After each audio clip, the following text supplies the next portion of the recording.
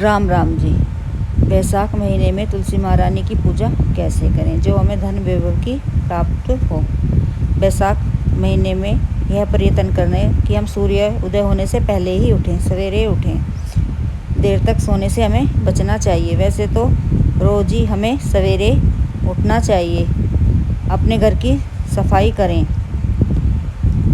सफाई करने के बाद मुख्य दरवाज़ा भी अच्छे से साफ़ करें। दोनों तरफ सतिया बनाएं हल्दी से और स्नान कर शुभ रंग के वस्त्र पहने। सलवट वाले ना पहनने से बचना चाहिए। सूर्य देव को जल दें। तांबे के पात्र में जल ले। लाल गुलाब के या गुड़हल के पुष्प डालकर जल दें। परिक्रमा करें सूर्य देव की सामने और प्रार्थना करें। अपने परिवार के लिए करें, अपने लिए करें, समाज में मान प्रतिष्ठा के लिए करें। और एक लोटे में जल लें। उसमें एक चुटकी हल्दी मिलाकर तुलसी महारानी में जल अर्पित करें। रोज़ करें तुलसी महारानी में जल अर्पित, लेकिन रविवार और एकादशी के दिन जल अर्पित ना करें, ना ही परिक्रमा करें। रोज़ जल अर्पित करें। पीला आसन बिछाकर बैठकर विष्णु भगवान के मंत्रों का जाप भी करें। ओम विष्णुवे नमः तुलसी की माला पर 108 बार करें या 2 माला भी कर सकते हैं। तुलसी महारानी में फल का, हरी इलायची का, बेसन के लड्डू का भोग भी लगाएं। पुष्पों की माला भी पहनाएं और वो प्रसाद अपने परिवार के साथ खाएं या गौ माता को खिला दें। लक्ष्मी माँ की और विष्णु भगवान की कृपा मिलती है।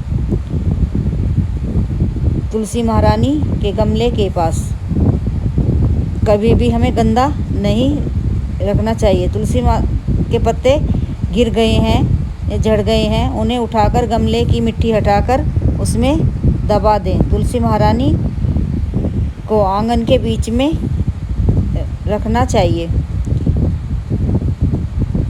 जल्दी फल मिलता है तुलसी महारानी की सेवा करने से, नियमित जल अर्पित करने से।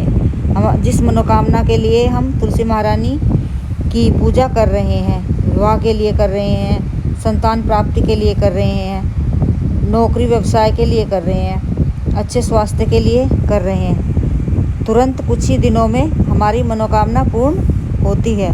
तुलसी महारानी के पत्ते कब नहीं तोड़ने चाहिए? मंगलवार, रविवार और एकादशी पर तुलसी महारानी के पत्ते नहीं तोड़ने चाहिए। यह थोड़ी सी भूल हमारा बड़ा सा नुकसान करा देती है, ना ही हमें पूजा का फल मिलता है। रविवार और एकादशी के दिन जल भी नहीं चढ़ाना चाहिए, नहीं तो हमारा पूजा का फल नहीं मिलता।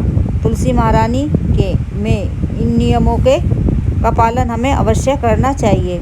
तुलसी महारानी के पास कांटेदार पौधे ना लगाएं। तुलसी महारानी के पास खाली बाल्टी ना रखें। जूता चप्पल भी ना रखें। झाड़ू पोछा भी ना रखें।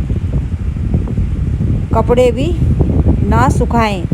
जो कपड़े सुखाए हैं उनकी छाया भी तुलसी महारानी के ऊपर नहीं आनी चाहिए। ऐसा करने से तुलसी महारानी क्रोधित होती हैं और तुलसी महारानी के पत्ते अपने आप ही झड़ने लग जाते हैं और वह सूख भी जाती है। इन छोटी छोटी बातों को ध्यान में रखकर ही हमें तुलसी महारानी की पूजा करें। तुलसी महारानी की पूजा में छोटी छोटी गलती होने से हमारे बड़ा नुकसान होने लगता है। बैसाख महीने में पीपल में और तुलसी महारानी में की पूजा करें। जल अर्पित करने से हमें सुख सौभाग्य की प्राप्ति होती है। बैसाख के महीने में तुलसी महारानी की सेवा कर, जल अर्पित करने से हमारी सभी प्रकार की मनोकामना पूर्ण होती हैं। रविवार और एकादशी के छोड़कर हमें रोज़ सुबह में और शाम में दीपक प्रज्वलित करें घी कपूर का, उसमें थोड़ी हल्दी भी डाल लें। लक्ष्मी माँ की कृपा हम और हमारे परिवार पर बनी रहती है। स्नान के बाद ही तुलसी महारानी को जल अर्पित करें। झूठे हाथों से स्पर्श नहीं करना चाहिए तुलसी महारानी में ना ही जल अर्पित करें।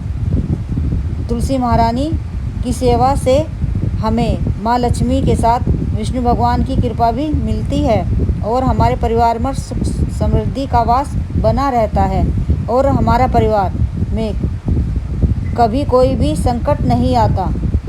तुलसी महारानी की कृपा हमेशा हमारे परिवार पर बनी रहती है।